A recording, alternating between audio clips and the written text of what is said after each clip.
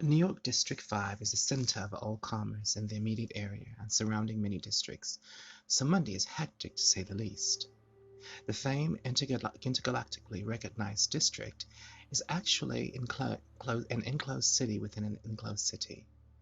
The chic, colossal metro hub is also known for its modern beauty, amazing even the most jaded of aliens and humans alike.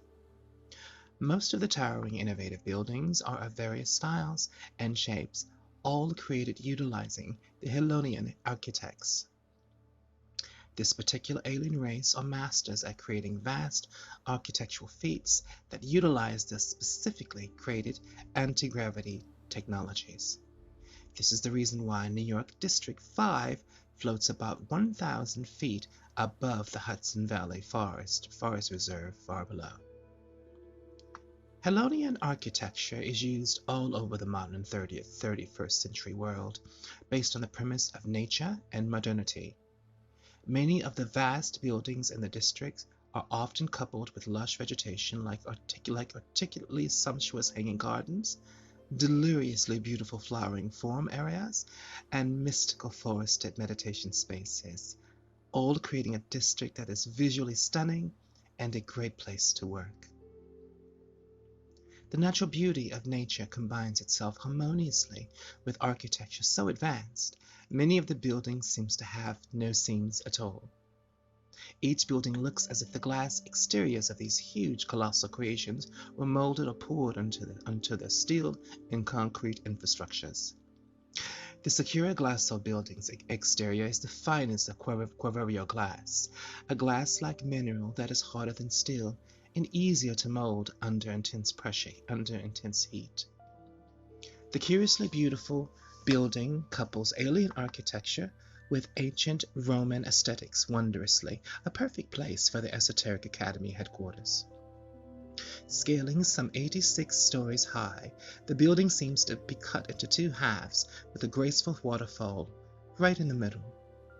At the 24th floors, the glass building's two halves seem to curve gracefully in onto themselves.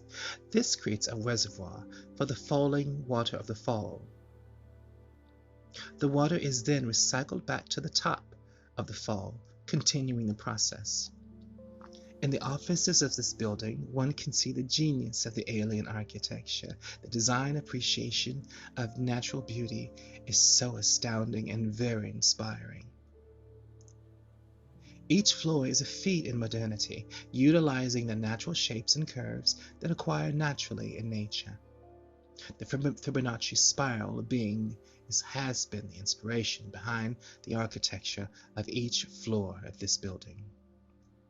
The waterfall is an awe-inspiring height, so high the water never really truly reaches the lower floors, instead dissipating into an intense spray on its way down more than 80 floors.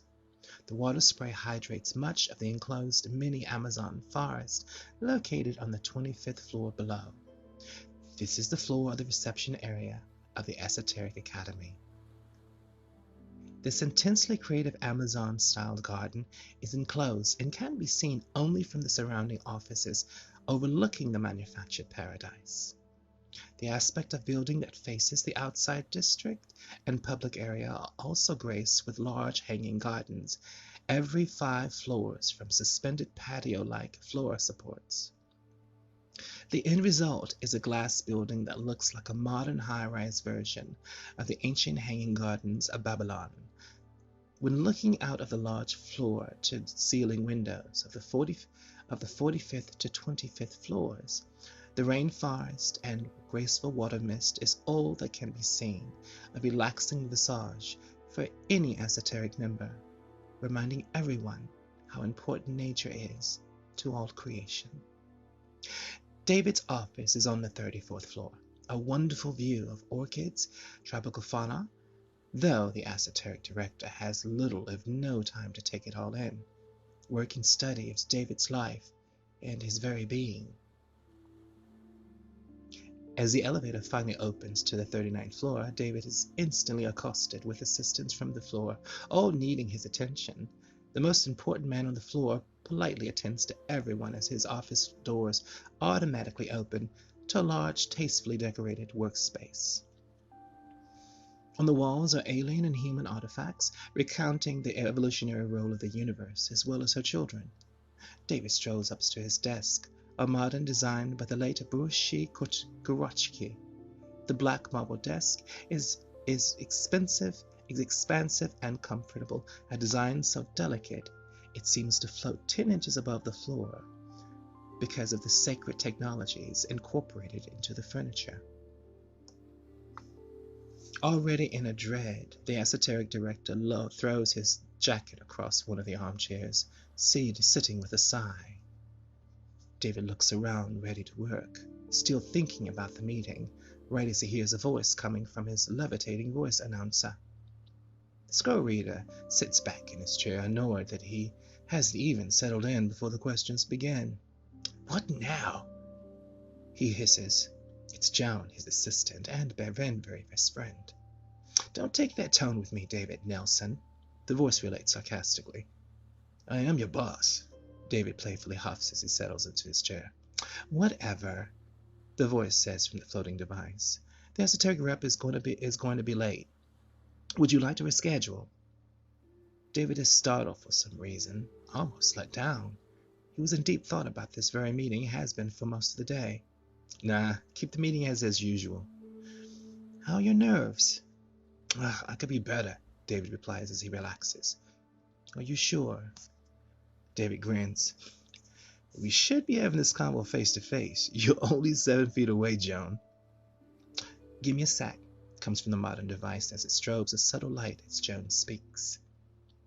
David walks over to a large floor-to-ceiling window, admiring the expansive beauty of the district, not remembering the last time he's done so.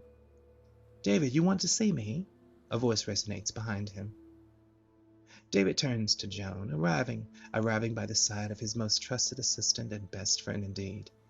She has been with David for 5 years, rising through the ranks along with him. Joan is dressed in a smartly tailored pantsuit, her hair tastefully upkept with an akashawari hairpin. A very lovely woman, Joan always underplays her gorgeous looks and voluptuous body. She doesn't want her looks to distract from her incredible intelligence, and that has always been her logic. "Va-va-voom! My, don't we look sexy today?" David teases. "God, you're funny," Joan remarks dryly, holding a clipboard to her chest. "I see you're finally going to take my advice and find a husband in the in-house. An office romance could perk up your life," David says with a sarcastic grin. "Look, I tell you what," Joan smarks. "I'll find an office husband when you do. I find an office husband when you do. How about that?" David laughs as a man comes to mind. "Hadar?" he quips. Joan laughs as well as she fans herself with her clipboard. "God, he wants some of you so bad, I'm sure he even dreams about you." She almost laughs. "Yeah, but if only we can get past the fact that he's married." David sighs. "And has 4 arms," Joan laughs, looking back as if the Capuchin was actually could actually hear their conversation. "Actually, 4 arms would be nice." "More to hold me with," David laughs, Joan covering her grin with her clipboard. "And what about the 2 penises?" she remarks, watching David's expression. "Nah, I'm good, thank you so much." "I thought not." Hey, you never know," David laughs as well. "Oh my God, you're a pig," Joan scoffs. "Look, I try my best, dear," her boss says, starting to look serious. "Listen, what have you heard? Why are these esoterics even showing up in person? Don't they know we now have holographic technology? It makes no damn sense to me." "David, they always meet face to face. We went over this. You accepted this position, understanding this is a part of your duty," Joan informs. David walks over to his desk, eyeing up his assistant in a way she understands more so than anyone in the Federation. Joan is not telling David the whole story, and he knows it. "Are you lecturing me?"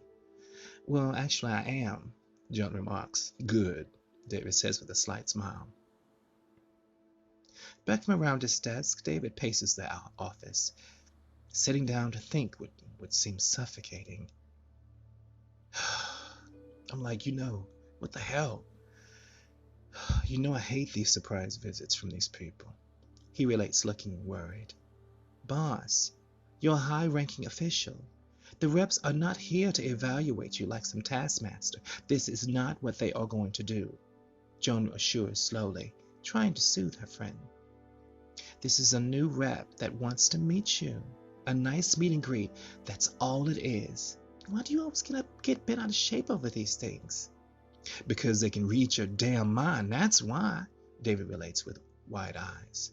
Oh my God, hogwash, Joan remarks, almost laughing. Yes, they can. Last time I met one, he was all in my eyes, looking to see if I was under his spell or something, the scroll researcher remarks.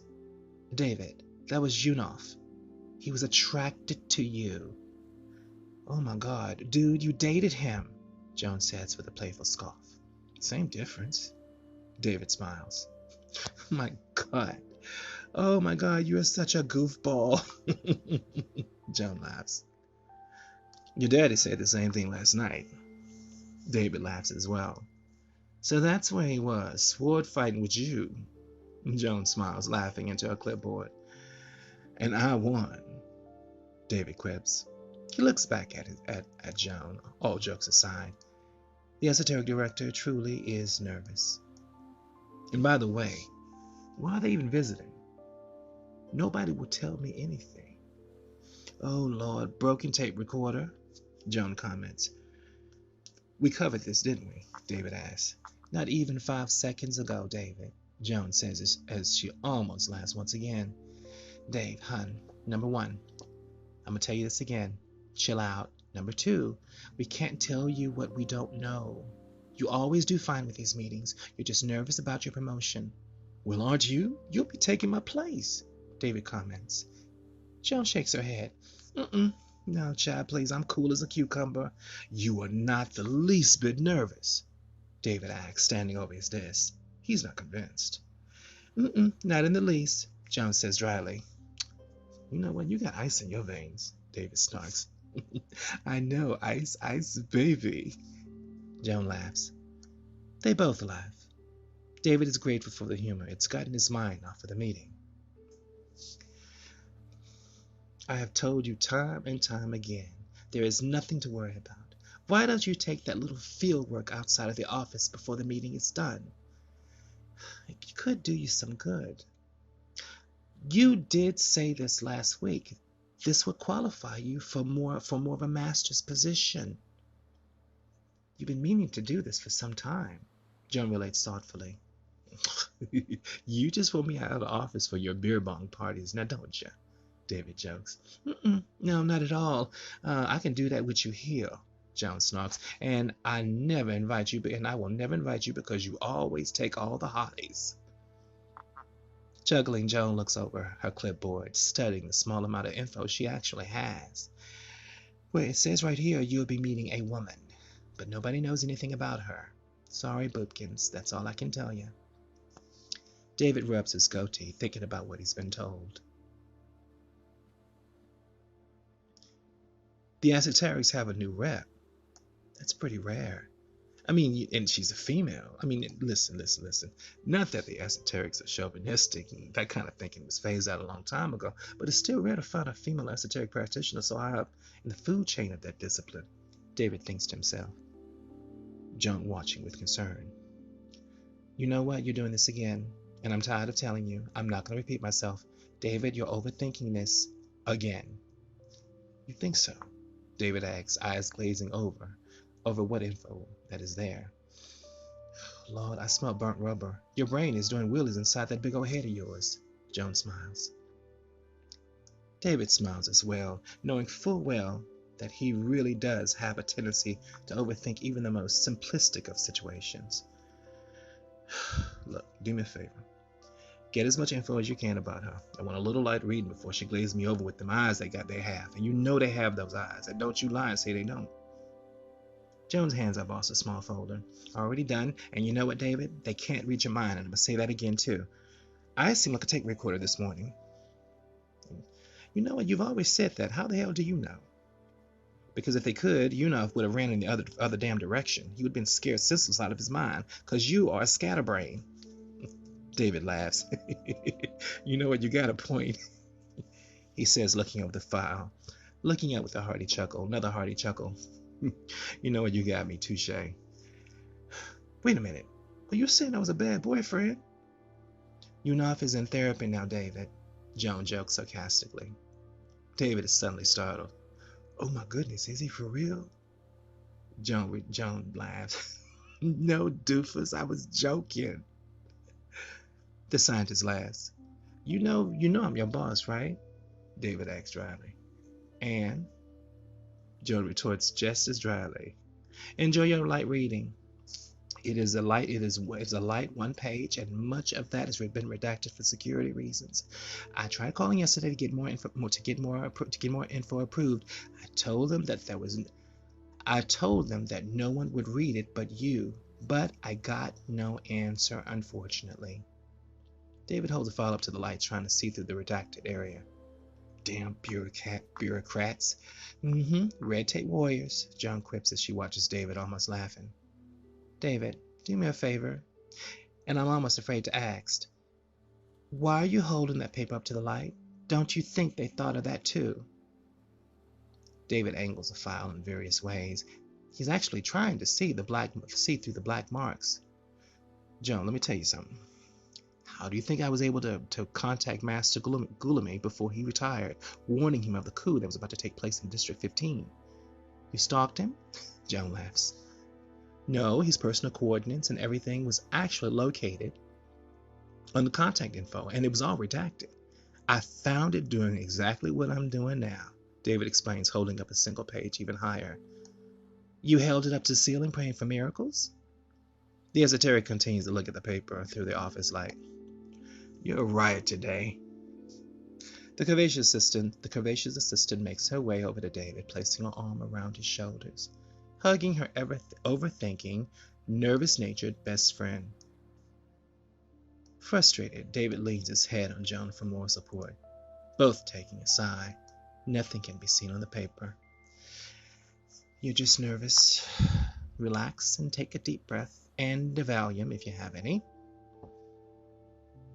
Kissing her best friend on the cheek, Joan walks back to her desk, turning at the front office door for a last tidbit of support. He is actually a she, a woman. Things get too tough for you? Send her my way. I'll keep her in check. She smiles. This is one of the many reasons why David values Joan so much. Her personal attitude and humor is always on time. She cares in ways that can instantly ease any situation with words that seem to soothe the soul. You always do well in these meetings. Whoever they are, they always end up adoring you. And you are valuable to this organization, David. We're in this together, buddy. Joan relates with a compassion that quickly fades into a giggle. She peeks around the corner again. Now that I've finished spoon-feeding your insecurities, I have a real job, by the way. Bruce is here in the living area. Do you want to see him? David glances at Joan, absently motioning to let Bruce in. Yeah. Oh, God damn it. Sure, let him in, he says, suddenly glaring. Wait, is he talkative? Oh, my God. I hope not, Joan snarks. Seconds after the statement leaves Joan's lips, they both hear a voice in their head. The fat red tabby makes his way into the office via the side cat door leading from Joan's desk. David, fancy seeing you here, Mr. My Dream Lover's Not Real. Joan, how wonderful to have a second hairless talking wonder of contradictions, Bruce admits telepathically to them both. Joan glares down at the wobbly tabby, smiling into a giggle. Oh, Lord, dear fat kitty, I am not your friend. I will lock you in a dark closet far away from cushions, catnip, and chicken livers. Hey, kids, simmer down. Grown-ups have to work, David says with a laugh, still trying to see behind the redacted lines on the secret document.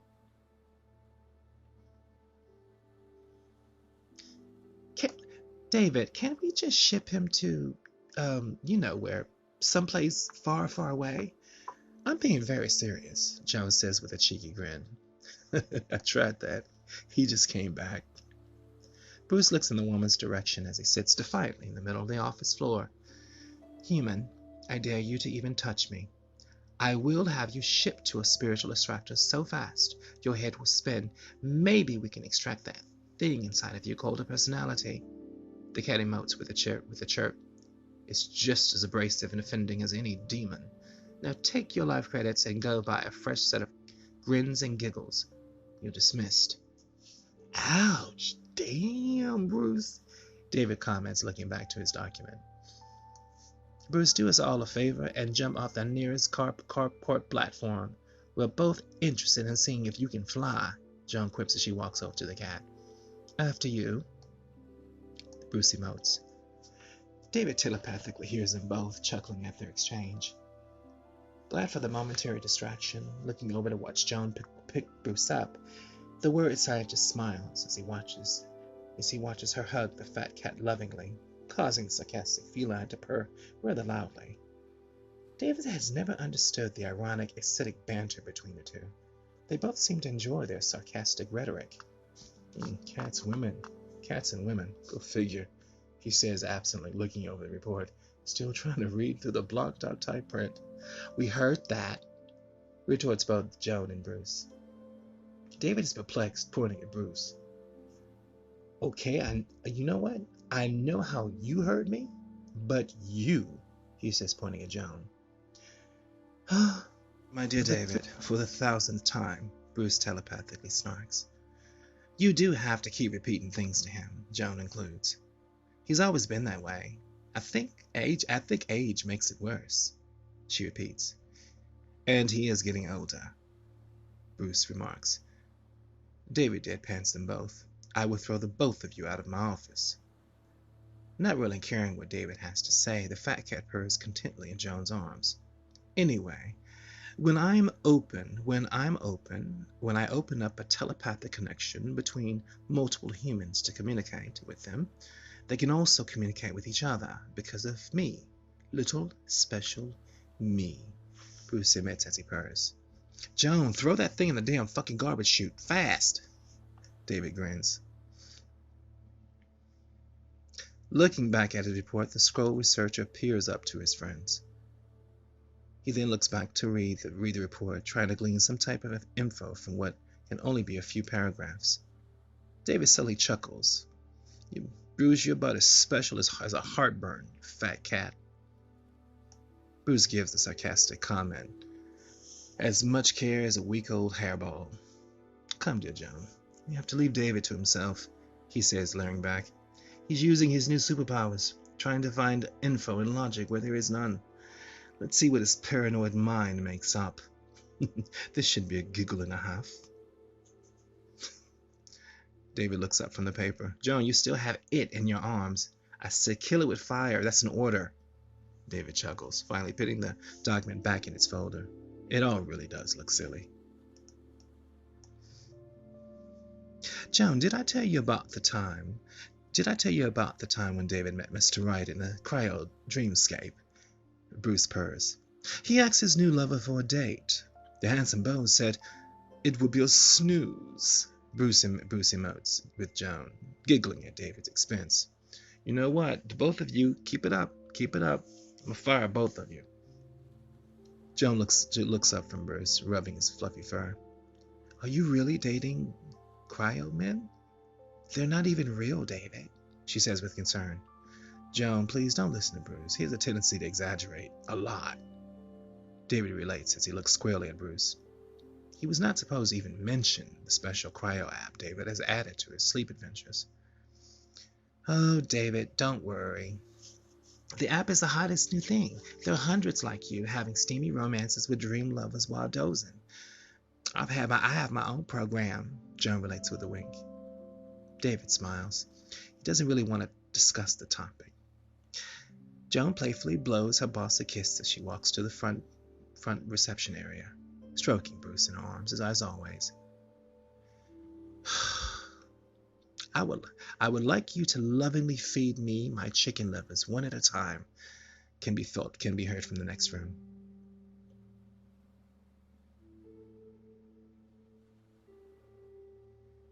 With that, Bruce and Joan leave David in complete silence except for his desk water feature. Continuing to read over the information, scanning over and over once again, David absorbs bullet points that might arm him during the meeting of this woman, all except the redacted areas, of course. Damn secretive bureaucrats. I should be done with them. I need a damn vacation, he says to himself. Joan was right. The whole document is literally 3 paragraphs in a sea of redacted black. All right, here we go. Born in the year 2213. This woman is okay, hold on. She is a little off of 800 years old.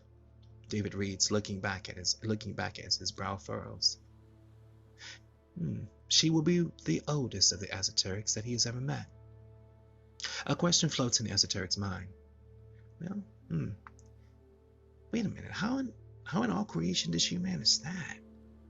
David thinks as he sits back in his office chair, scratching his goatee. In the distant past, humans dabbling in the sacred knowledge of the Eastern religions did not know of their anti-aging properties in the 21st century. Such practices didn't gain much power until their energies were refined in the 27th century. David comments out loud, absently. He needs to pace. It helps him think, as the esoteric rises from his chair. Humans that have managed to acquire the gift of immortality only after the Arpathians equipped the human species with the technology to decipher the energies of these sacred teachings. David looks back at the report. This didn't happen until 300 years after her human birth. He thinks quickly to himself. Something was awry. The expose on the rep he was about to meet did not make any sense. It all made David very uneasy. Suddenly, David's overactive imagination goes into overdrive as his brow furrows into lines. He's starting to worry. What if she's a fallen celestial? Why are the esoterics even working with her? He thinks as he walks to the edge of his desk, sitting down to ponder the huge contradictions that he has read. There had to be an explanation. How can this woman be over 800 years old when the prospects of immortality were not a part of society until recently? She should have transitioned. Died a long time before that. David thinks as he walks over to the window. Maybe she's a new type of alien race, but if that was the case, why is all the info redacted? That wouldn't be secret, he thinks. It actually would be at the top of the report. The Academy prides itself on having members from many alien races and planets, he thinks to himself as he strokes his salt and pepper goatee. Yeah, old age and immortality. No, she's not a new type of alien. David considers as he motions up a stiff drink to calm his nerves. The materializer located on his desk whisks up a brandy. Neat. The drink floats over to him on its own levitating platform. The age-old brandy burns his throat as it goes down. Subtle flavor of aged wood settles on the esoteric's taste buds. David takes another sip with a smile. The smile melts from his face when his eyes turn back to the report and to his inner thoughts. She has to be a fallen celestial, David thinks to himself as he rises from his seat quickly. As soon as the words come across his mind, the esoteric nearly drops the glass. He's been told of fallen celestials. Many are named by the fables and legends that have been passed down from the elders. These beings were dark celestials because of their desire of destruction of all.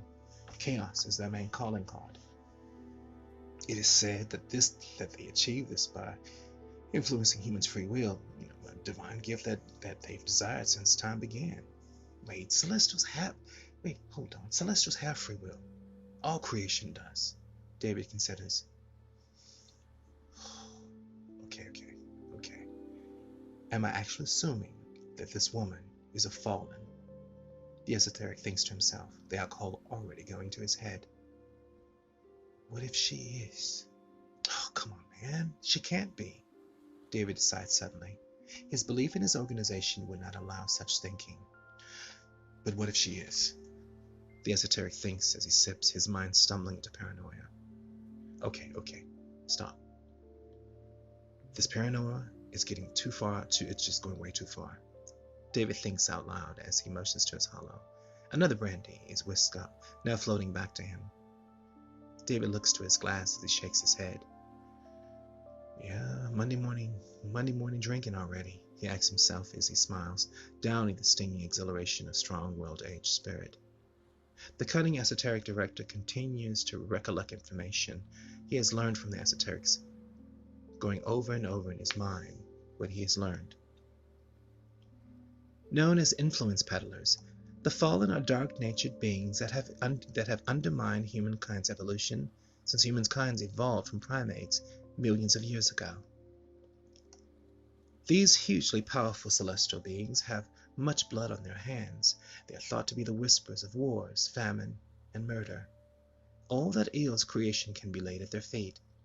It has been said by elders that many have left the ranks of eternal darkness as humans obtain the sacred knowledge to combat them and their spiritual legions. Damn.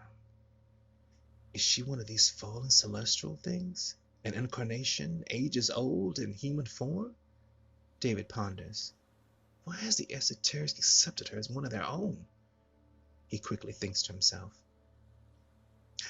His eyes look outside the window into the rainforest that graces his floor. The esoteric's mind is trying its best to find some peace from his random thoughts, each thought being much darker than the first. As David's eyes take in the beauty of the artificial, intricate design of the rainforest, its complexity is breathtaking, as breathtaking as the accusations in his mind. Circles and circles, wishing the meeting away, gently wanting a regular Monday morning with Joan and Bruce. All of this beauty, everything, it would not exist. Just death and pain if those fallen bastards had defeated man in those early days. David thinks as he sips, his mind falling back to his own dark thoughts. Nope, it'd be all gone. He considers as anger starts to simmer. David starts to analyze his own organization, just that quick. Maybe he was living a lie. Maybe it all was a lie. The Esoteric Academy is an organization based on the evolution of man, through the sacred knowledge of all things. They surely would know that they have an enemy in their ranks, even one of the highest posts. The esoteric director considers. David's mind reels. He needs Joan's humor. Nah, she'll just tell me to calm down. The troubled man ponders as he squirms in his seat again. What bargain had they made with this celestial abomination? The esoteric thinks to himself, now irritated. The liquid courage is now flowing in his bloodstream, angling his mind to an even darker tone, molding David's hands into a fist as his worry turns to a burning anger. David remembers the hollow discs he's seen over the years, hundreds of them. Millions have died during the early part of the 20th century, a time when the heavens were divided, threatening to rip the universe apart. David's anger burns sharp and steady as his posture grows straight, looking toward the front door of his office, wishing Joan would walk through.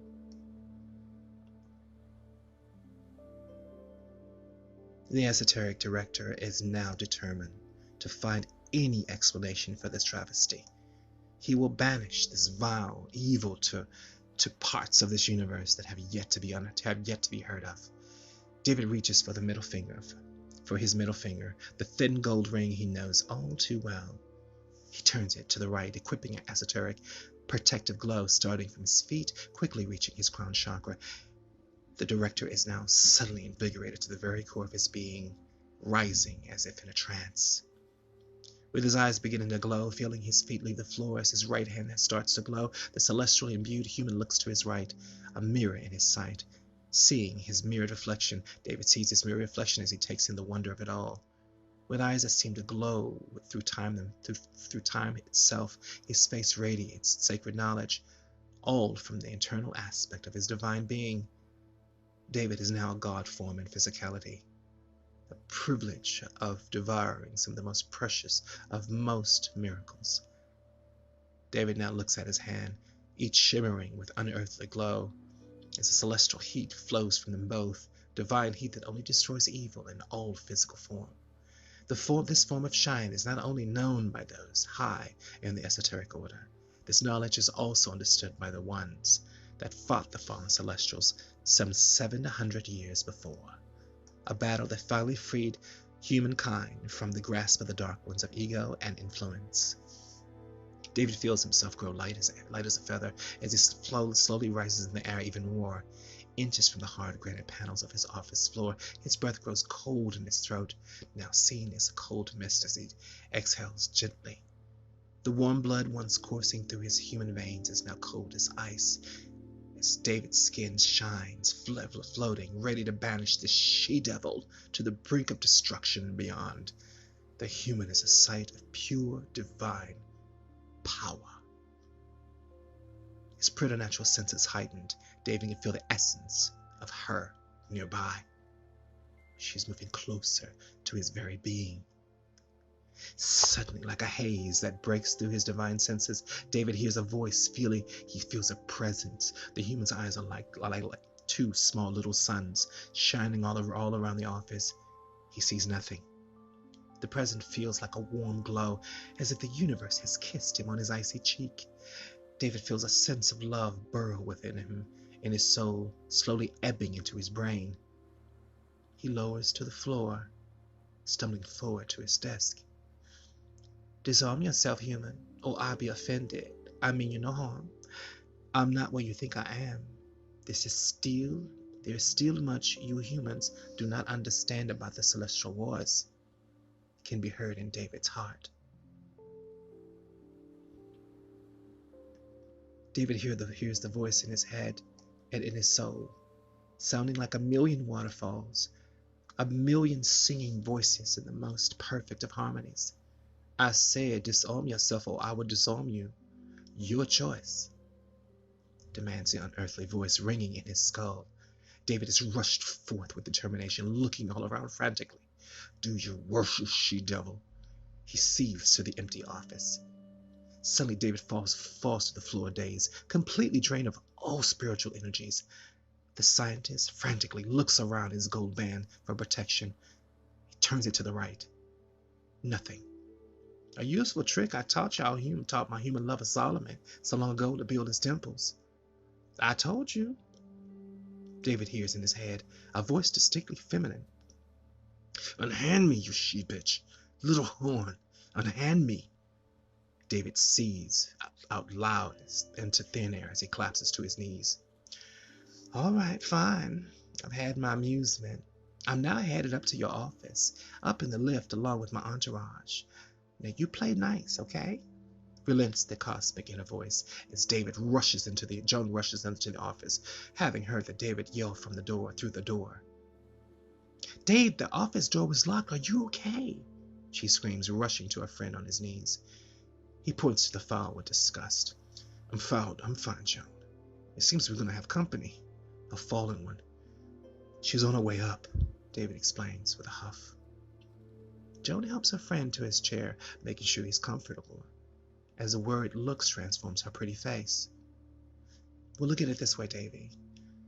One has not been seen in over 600 years, at least not in this dimension, Joan says softly, running her hands through David's hair. I wonder what she wants. Just sit tight. I'm sure there's a logical explanation for all of this. Yeah, probably to finish off the human race, David says sarcastically. Still filled with frustration and anger as he squirms with the pressure left in his head, residual energy left there by the being's invasion of his skull, quickly, just as Joan and David look up, the atmosphere shifts in the office, growing thick and heavy. The hairs in the back of their neck start to grow stiff. As everyone looks on, the most amazing thing happens. In the center of the office, two bright orbs begin to take shape, bathing everything in a dramatic display of wonderful light. David and Joan watch in amazement as the orbs grow brighter and brighter. Each round orb looking very much like a brilliant, beautiful little sun. The esoteric suddenly feels his squinting eyes grow some type of shield, the glare of the light no longer hurting his eyes, even as each becomes brighter even still. Bewildered, the two peer into the brilliant orbs, seeing human shapes very vaguely. Transfixed and shocked, David cannot believe what he's seeing. "Are you seeing what I'm seeing?" he asks. "No, I'm not."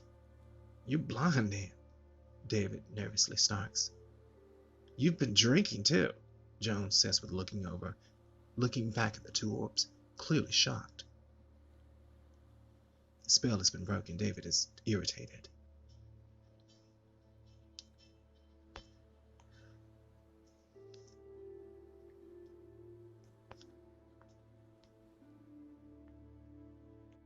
The spell is broken. David's irritated. "What does it have to do with anything?" he asks, Joan shushing her friend. "Hush," she instructs, looking back at the two shining orbs. "Oh, Lord, at least the special effects are worth it. Oh, wow," she gasped again in utter amazement. "I could do this on child's play. This is child's play for me." David nervously grins. Joan rolls her eyes. "Yeah, if this building is this and this building is made of gingerbread and ice frosting. Yeah, right." As the office seems to grow brighter, even still, both esoteric officials look into a blaze of celestial glory, deeply amazed yet unharmed. Every color in the rainbow is vibrantly displayed around the room, each with a glowing aura, making every color seem otherworldly and shimmering. Greens are not only greener, but alive with life and energies. Reds are hot with energy and fire. Yellows are hot but cold, radiating a cool heat that makes David and Joan smile, almost comforted. Each color seems to have a personality and a dynamic of its own, all bathed in love and light. Suddenly, silently, two human forms appear where the lights are, standing in ancient golden Roman armor in all of their amazing beauty. Okay, damn, who ordered the hunky celestial strippers? "Bruce, you been playing prank phone calls?" David says, laughing and awestruck, though his eyes are amazed. As the two beings materialize into physical form, a gentle knock is heard at the door. You have any holy water on hand?" Joan asks with a smirk, her eyes darting to the large office door. "Shit, I drunk it." "Sulfur? I think we're beyond that, Dorothy." Everyone's attention is diverted to the office door, seeing the oddest of circumstances. The office doors are starting to fade, as if melting into thin air. Finally, as Joan and David watch, the huge oak automatic doors have faded to nothing. "She is here," alerts one of the beings in Roman fancy dress. Both celestials lift their trumpets, blowing a sound so loud, each trumpet seems to bellow notes that penetrate the ether into the other worlds. Strange and beautiful indeed. Everyone continues to watch the door as the anticipation builds with each and every second. And gently, the whole office fills with a wonderful floral fragrance, as if hundreds of unseen chasm-like roses have been bloomed, offering their sacred essence forth to this divine being for her pleasure. "Better than that damn lavatory cleaner you always wear," David snarks in a hushed tone, smiling nervously. "Eat me, David," Joan whispers. David smiles, his eyes glued on the now open office door. "If this being doesn't destroy us, remind me to strangle you until you pass out." Joan whispers with a grin. "Shut the hell up." As everyone looks on, waiting for what has been told, is a very powerful asset being and the Federation. The office seems to grow even more electric.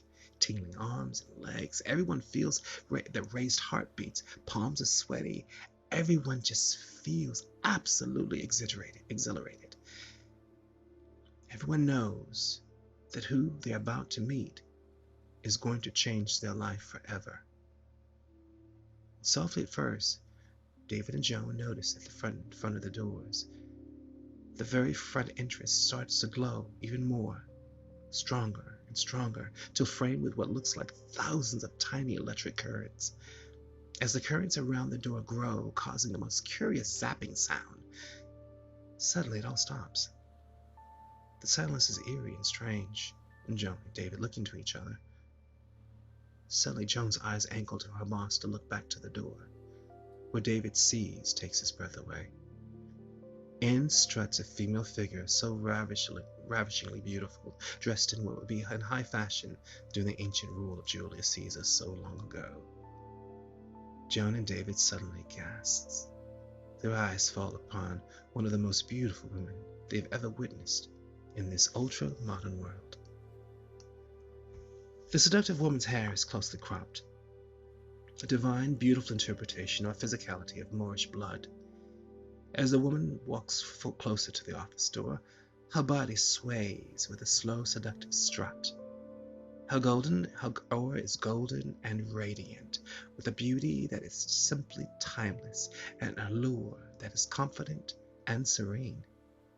The woman before them is of African origin, with a dark brown skin that seems to gleam and shimmer as if illuminated from within by millions of tiny stars. I love making an entrance, the goddess smiles. Sorry about that door, darling. I'll fix it when I leave. The beautiful being smiles. Sweet goddess, she's stunning, Joan comments, clearly transfixed. Yes, she is. Wow, David comments. As everyone watches, the goddess' hips sway slowly back and forth like the eternal tides of the ancient oceans of earth, all as she seems to be feeling the music of the cosmos in her soul. In all of my long existences, I still have not mastered a doorknob. Actually, I don't need to, the female being says with a delicious haughtiness, with irony and humor. The female divine being begins to giggle like a little girl, looking all around with her smiling, beautiful lips at the decor of the office. The divine Moorish being slowly disarms David and Joan as she looks to the men in the Roman fancy dress. The beautiful Nubian goddess motions to each seductively, gently grabbing each hand of the beautiful men, introducing them both. This is Michael. Say hello, Michael. Go on and shake hands. Go on, you won't hurt them, she urges. The Roman-dressed man moves toward David and Joan, looking as if he's weary of human touch. He carefully, gently shakes Joan's hand.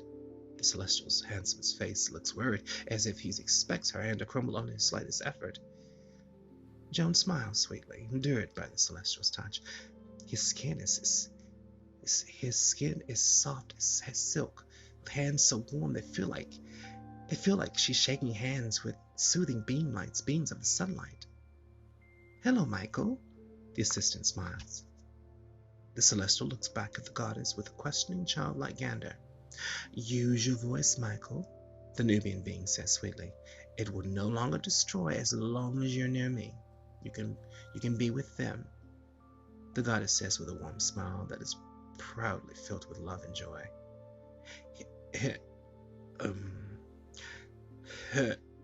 The Celestial tries to say, frustrated, as if he's never used his voice before, ever.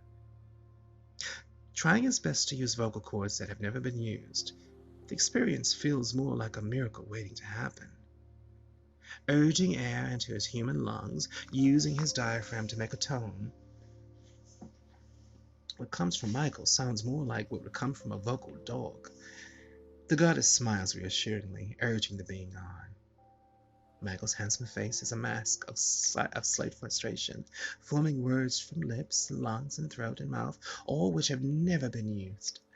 His body is borrowed from a Roman Christian that died a very long time ago.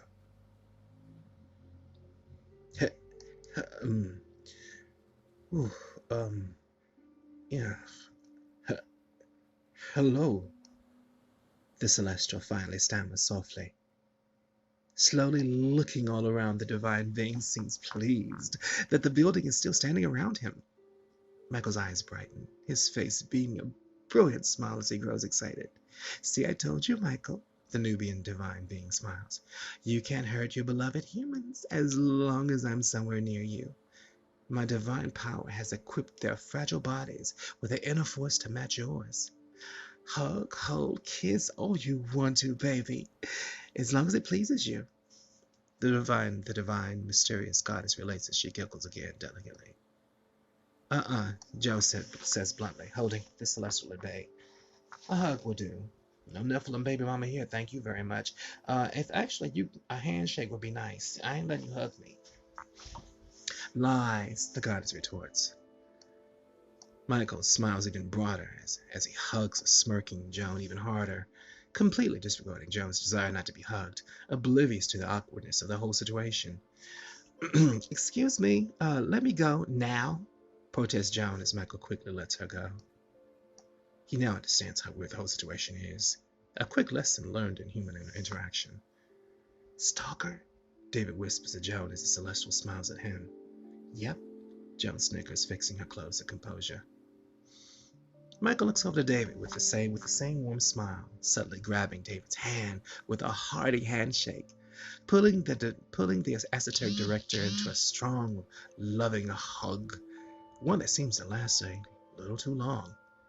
Joan snickers as she looks over to a released, befuddled David, now blushing. Stalker?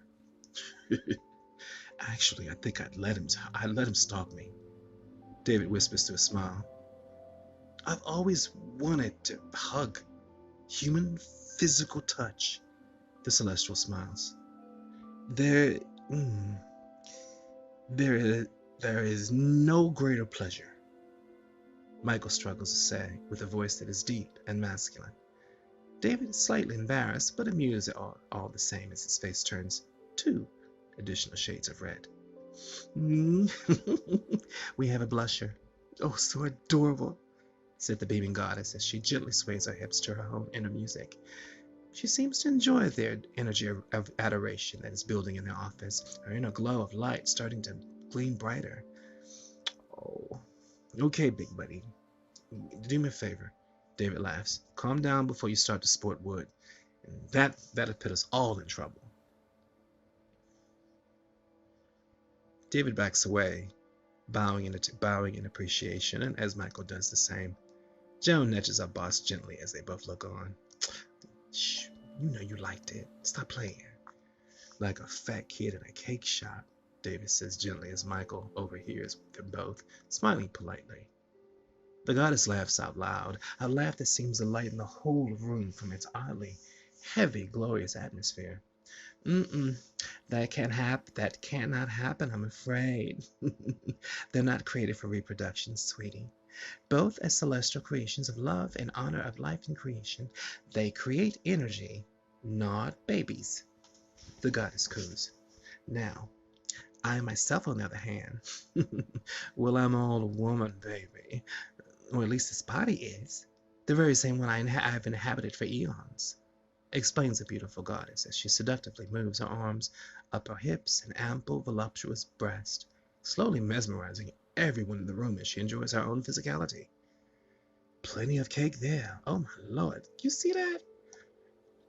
Joan whispers over to David, nearly making him laugh.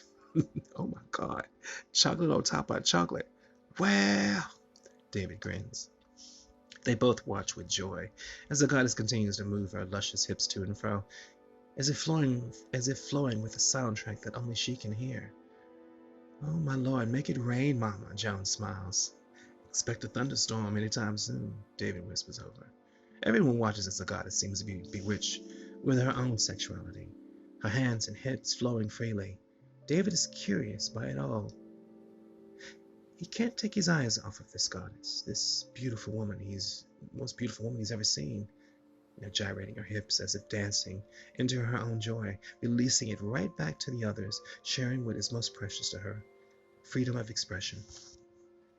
The goddess turns to the other male Roman-dressed being with a smile, clearly enjoying the captive audience she has. The goddess motions for him to shake David's hand. Baal Aramu, my beautiful Baal Aramu, your turn. The goddess motions gracefully. Now you say hello and be nice. Say hello, dear one. Go hug your human. You go on, young one. She almost chants as the room seems to feel even lighter. The goddess continues to sway her hips back and forth in layers of pink, white, and gold chiffon. Now listen, don't be shy, she urges with care. Baal is my older god like an older god like me. You can say that he's one of my most powerful sons, one of those that understands love and all its curious forms, the Nubian goddess says with a smile. The hunky, beautiful celestial man first moves over to Joan, as an awkward hug passes between them both like a 16-year-old on his first date. The celestial then turns to David, almost hesitant.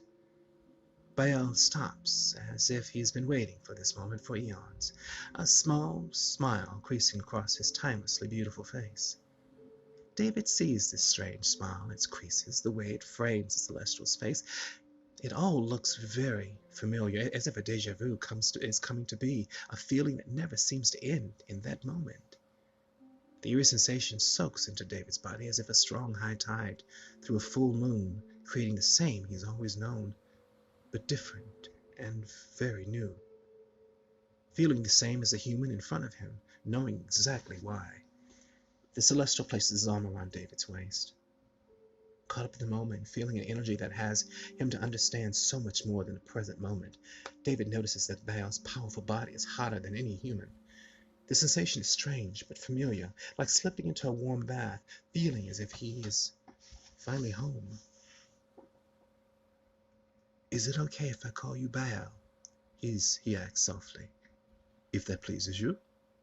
Baal responds gently. Do you remember me, David? The celestial whispers into his ear. No, should I? David remarks, subtly breaking the hug, subtly feeling self-conscious. That's enough love, man, for 1 century. The esoteric burst out, looking around. David sees several pair of eyes adoring his understanding eyes. The last one hugged me, and I didn't even get a dinner or a movie. He snickers, Joan snickering behind him. Pity there, Baal, my man. The change in the mood leaves the celestial with a knowing maybe he has come on too strong. But Baal looks to David's hand with a strange earnestness, his eyes like those of a child. He glances to the goddess. She approves with a soft nod. With remission of his universal mother, Baal gazes into David's eyes, ready to show the human what must be seen.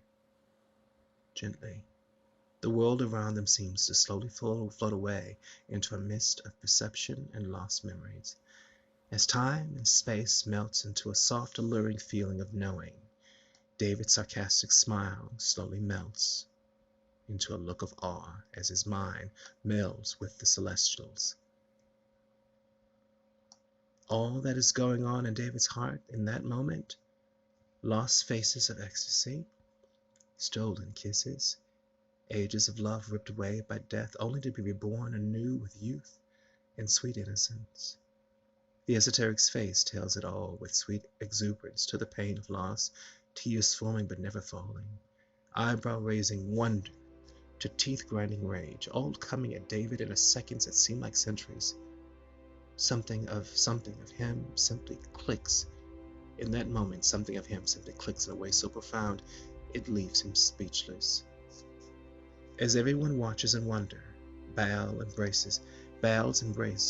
embraces grows tight and warm, emotionally spurring David into fireflies that like fireflies in a calm night sky, making David look away. His heart, curiosity have started to betray him as he looks back into eyes that seem to understand even the smallest aspect of his existence. As pensive gazes that wonder transform into eyes that feel like home, David feels that he is in a place that is as familiar as his next thought.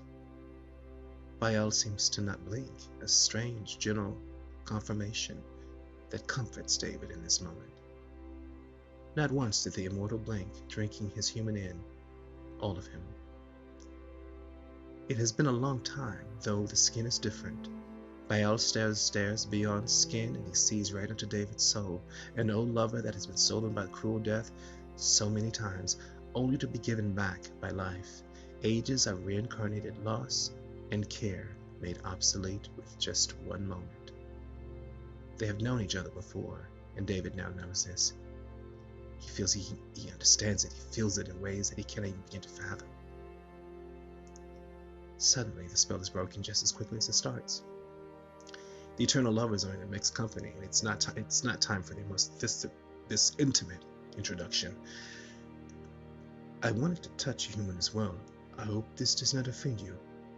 This opportunity does not come around very often, especially holding a male human. Many of you are so beautiful, the Celestial says as he grabs David tightly once again, an embrace meant for two lovers. Especially you, David. You are the most beautiful of them all. My heart is your home. Welcome home, Baal whispers into David's ear. The esoteric instantly swoons, though his will is strong, instantly taken aback at the sexual chemistry. Why would it offend me? He says, in arms that are so new yet so comfortable. Protocol, Baal utters barely, growing close behind David's ear, taking in his scent. The two gently forget that others are in the room once again. A love that is stronger than time makes itself now known, all quickly fading away as David looks into Baal's eyes once again. He's never felt so complete, not in his whole entire life.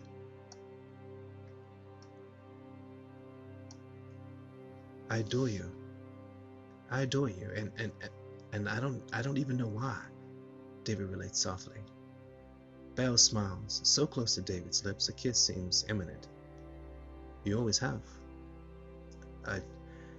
I've done so for you as well, Baal whispers close to David's skin, sending warm chills through his body.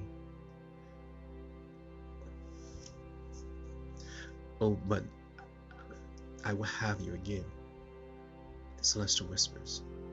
The ages of time will know of our adventures once again. I promise. With that, Baal releases the esoteric, looking into eyes with a gaze that leaves David unsettled. He feels imbued with even more love, within a desire that is not his own, a desire that comes from a place that's so far away, from a long time ago.